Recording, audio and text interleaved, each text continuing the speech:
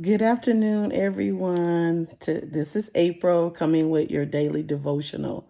I pray that you are having a wonderful day thus far. Today is Thursday and it's almost the weekend.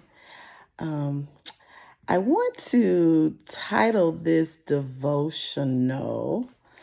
I want to title it Serving in Sadness.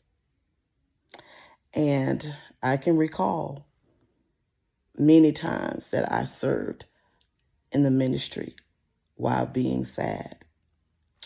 And thank God that today I'm not sad, but I can remember that I've served a many days.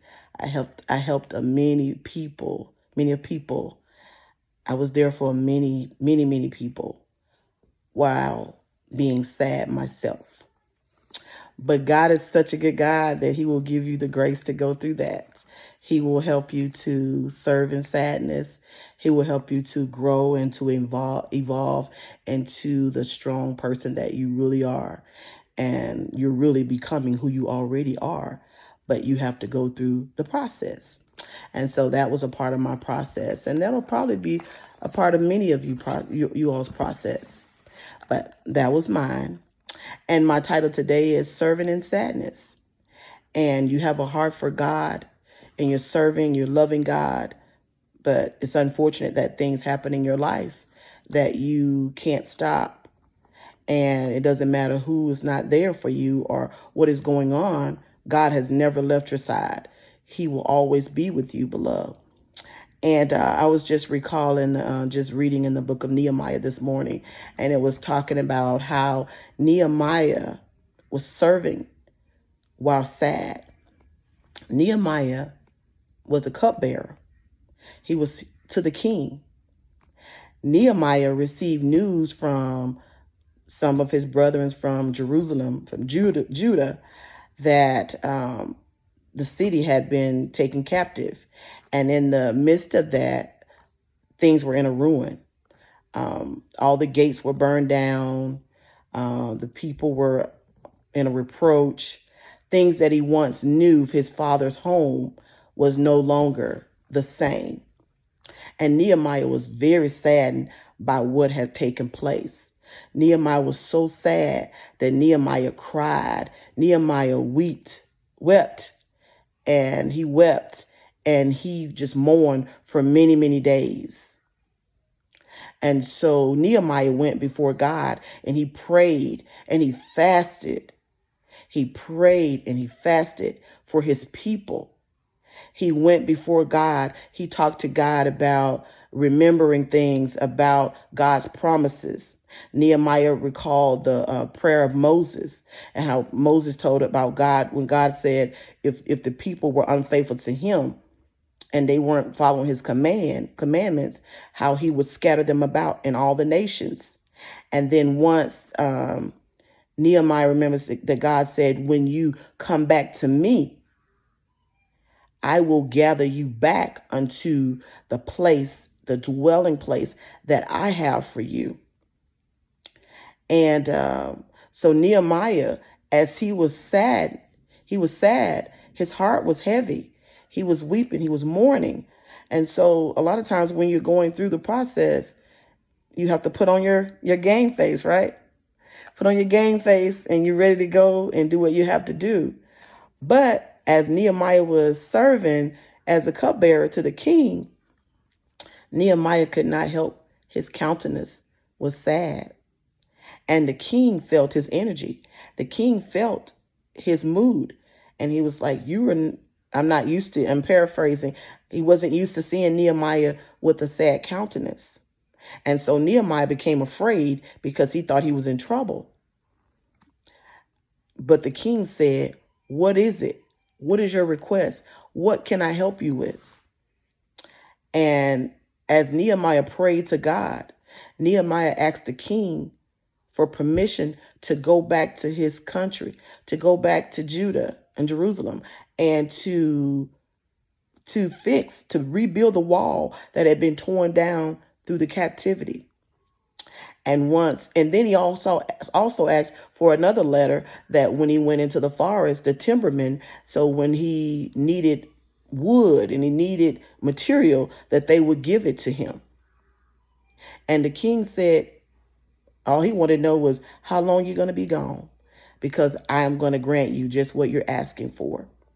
So, beloved, Nehemiah was sad. His countenance was sad. He was really grieved. He was serving in his sadness.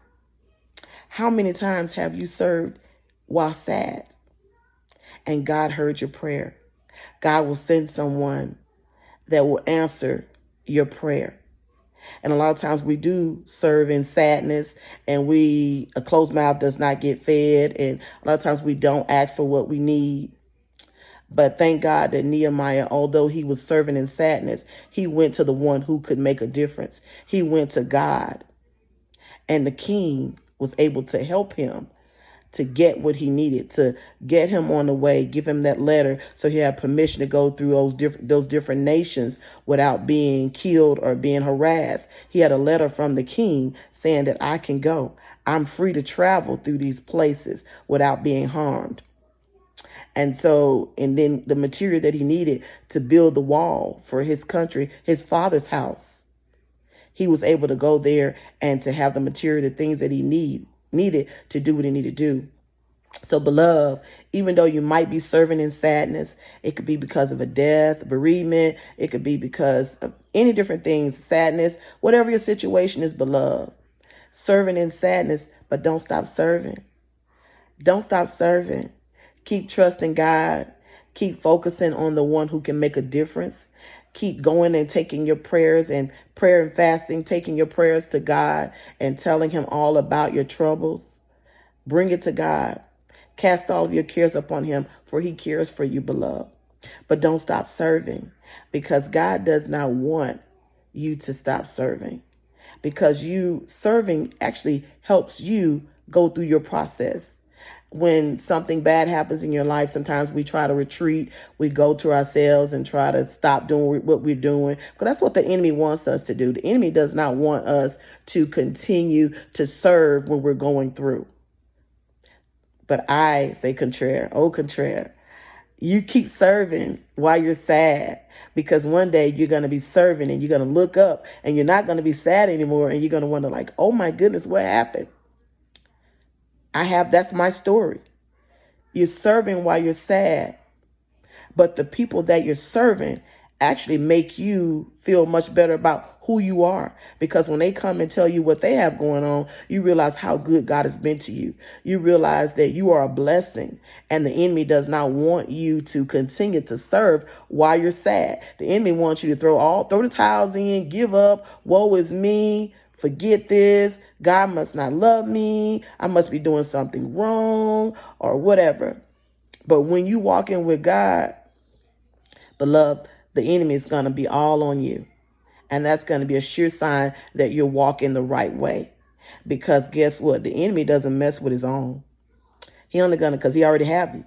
He's only going to mess with those that he's trying to get. He's trying to distract. He's trying to discourage. He's trying to make you get off of your wall. He's trying to make you stop doing what you're doing. He wants whatever you're going through to make you so overwhelmed, depressed, and everything else, so you can stop doing what God called you to do.